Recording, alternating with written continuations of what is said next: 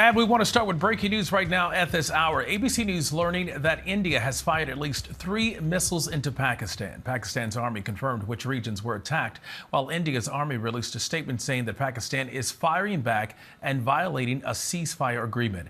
ABC News foreign correspondent Tom Sufi-Burge and ABC News State Department reporter Shannon Kingston are following this story for us. Gentlemen, good to see you, and also our friend there. Tom, what are we learning about the attack at this hour? We are getting word of some casualties.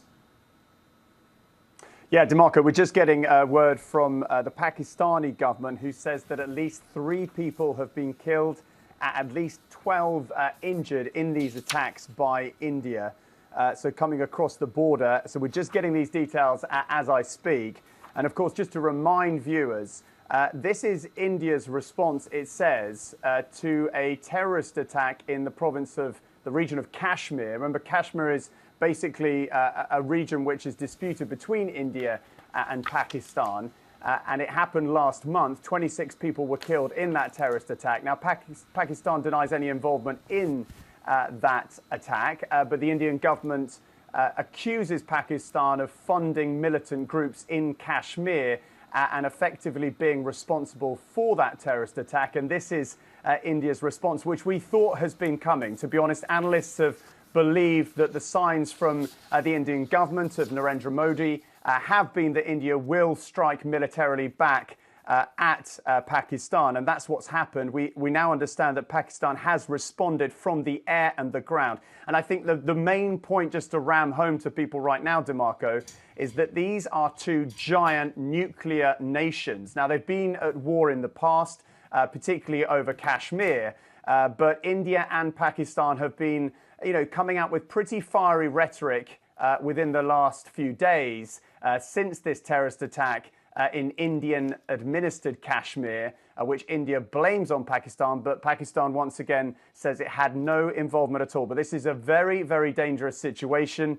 We have seen these 2 nations go to war in the past, but at the moment this is developing right now, and there seems to be a tit-for-tat across the border between India and Pakistan. Once again, 2 giant nuclear-armed nations. And gentlemen and lady, I should say. All right, Tom, thank you very much. Shannon, there have been long-standing tensions between India and Pakistan, specifically over the disputed region of Kashmir. What are the biggest concerns now that the countries are exchanging fire?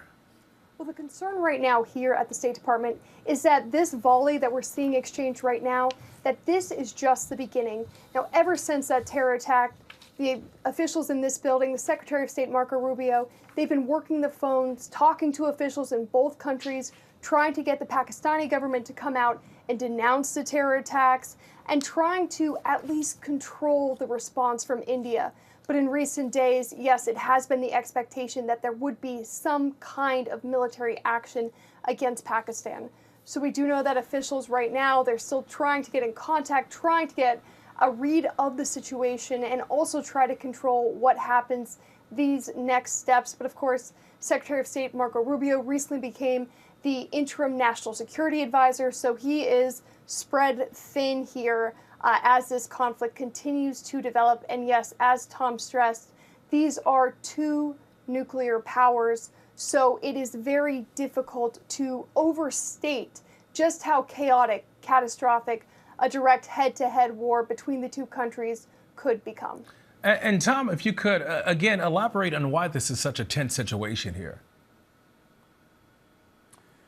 Well, I mean, we know that the 2 nations have gone to war over Kashmir in the past. I mean, I think, there is a history of alleged links between militant groups, Islamist militant groups operating in Kashmir and the Pakistani security services. Now, the Pakistani government denies that, but what people should also realize is, you have a Hindu nationalist government in power, the BJP party, that is Narendra Modi's party. I mean, he's been in power for many years, but, the Hindu nationalist movement in India has become more and more prominent. I mean, gone are the days of the Congress Party, Mahatma Gandhi's legacy.